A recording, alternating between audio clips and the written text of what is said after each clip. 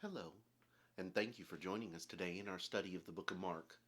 Today we're examining Mark chapter 2, and there's a number of events that take place here in this chapter. And unfortunately, we're not going to get to spend any extensive time with any of them, though there is certainly a lot that we could say about each of them. But let's take a few moments and lay some foundation in some applications from the events of this chapter. As you begin chapter 2, you have the occasion where Jesus is teaching in a house in Capernaum. And the house is absolutely filled to capacity. There are people around the outside of the house. There's no way to get in, there's no way to move. And yet, here you see an instance of faith in action. Because you have here these four friends of this paralytic man, and they are absolutely determined to get this man to Jesus. They are going to make sure that their friend has access to the one who can heal him. And so, if a door's not available, we might say go through a window, except there's not really a window available either in this particular scenario. So they take the next approach that is possible, and that is they go through the ceiling, they go through the roof, and they will lower him down into the room where Jesus is. You know, there are some people that constantly see obstacles, constantly see ways that things can't be accomplished, or constantly see how things won't work.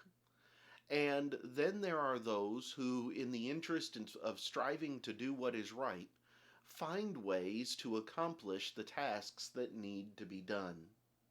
These four individuals illustrate the stick to itiveness of not being blocked by the first obstacle and not allowing difficult circumstances or being at the back of the line or things of that nature to keep them from accomplishing their task. Instead, they get this man before Jesus, and Jesus is going to heal him. He is going to tell him to rise and take up his bed and walk. He is also going to prove that he has the power to forgive sins when he tells him that his sins are forgiven, and then asks the Pharisees which one is more difficult. So you have a situation here in Mark chapter 2 where you see faith in action. They have faith in Jesus, and they're not going to allow anything to keep them from getting to him. In the second place, as you come a little deeper into the chapter, you come down to verses 15 and following, and you have Jesus in the house of Matthew, or Levi. Now, Levi is a tax collector. They were not among the most popular individuals of their day because they collected taxes for the Roman government. On top of this, they are also ones who were notoriously untrustworthy. They would add taxes on top of taxes to fill their own pockets. They would steal from people from the standpoint of having the government authority behind them, and they would charge people more than what they actually owed just so that they could line their own pockets with their money. The tax collectors were hated in the days of Jesus. As a matter of fact, they were considered traitors to their own people. And yet, here Jesus is in verses 15 and 16, sitting down and eating with tax collectors and sinners. The idea of sinners here are people who are openly living lives of sin without remorse at this particular juncture. And they see that he is eating with them, the scribes and the Pharisees do, and they begin to ridicule him. And they ask his disciples why it is that he is eating with people of such a reputation.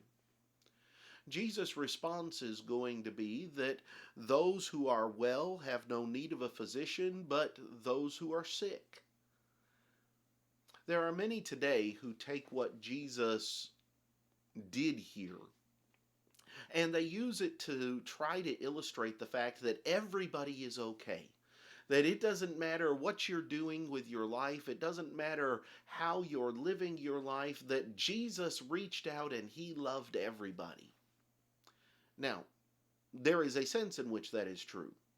Jesus did love everyone, and Jesus did care about everyone, no matter what their walk of life and no matter what their situation was. However, that does not mean that Jesus applauded whatever they chose to do and that Jesus was okay with them wherever they were. As a matter of fact, his response is he's going to be willing to go anywhere to try to save anyone that he can. Those that are whole don't need a physician, but those that are sick. There is the admission here that these individuals are sick, spiritually speaking. And Jesus is trying to reach out to them and to bring them out of their situation, not to enable their actions. Jesus here is striving to reach out. He is striving to help. He is striving to influence for righteousness, not to shade righteousness with wickedness, not to turn it into this continuous level of gray. The third thing that I want us to notice is at the end of the chapter. At the end of the chapter, you have Jesus and his disciples walking through the grain fields on the Sabbath day.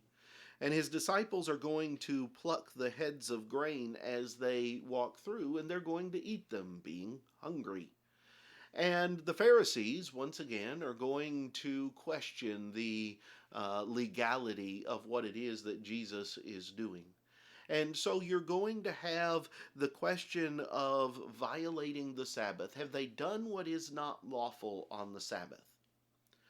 Now, I want you to notice Jesus' response very carefully here at the end. And again, we don't have 30 minutes to delve into these things today. But allow me to give you some things to chew on when it comes to what Jesus says.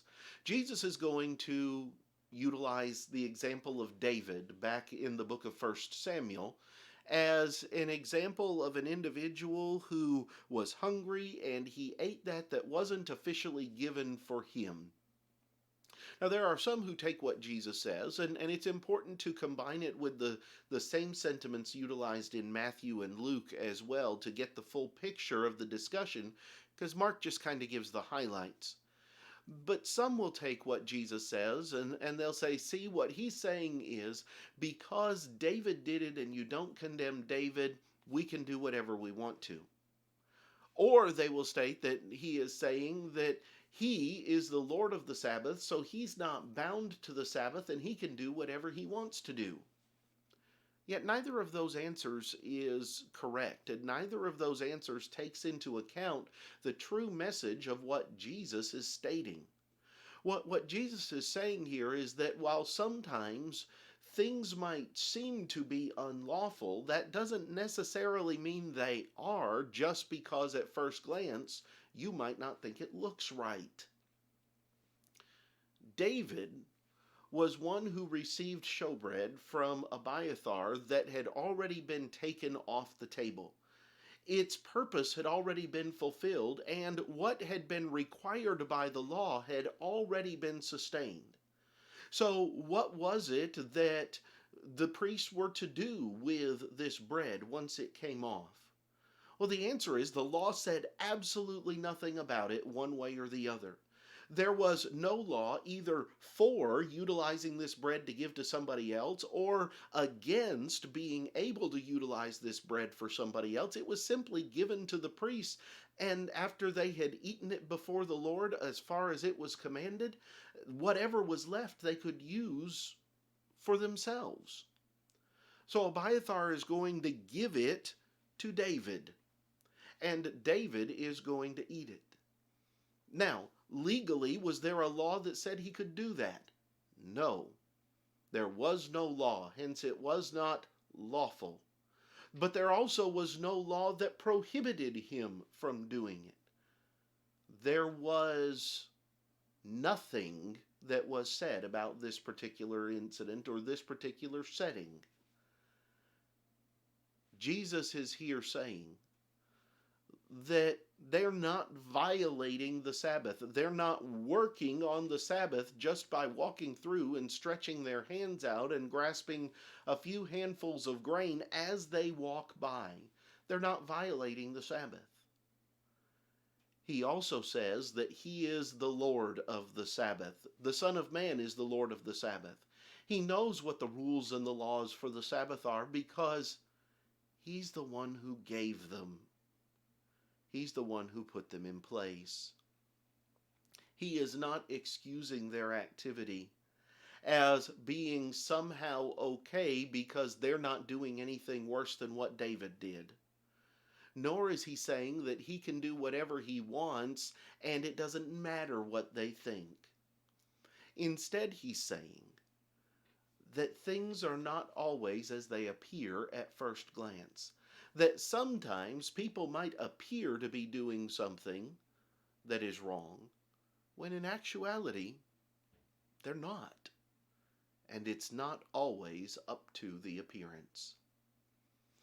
These are some of the things that we see in Mark chapter 2. I hope that they're things that have been beneficial for you. Next time we'll come back and we'll begin looking at Mark chapter 3. But until then, I hope you have a great day.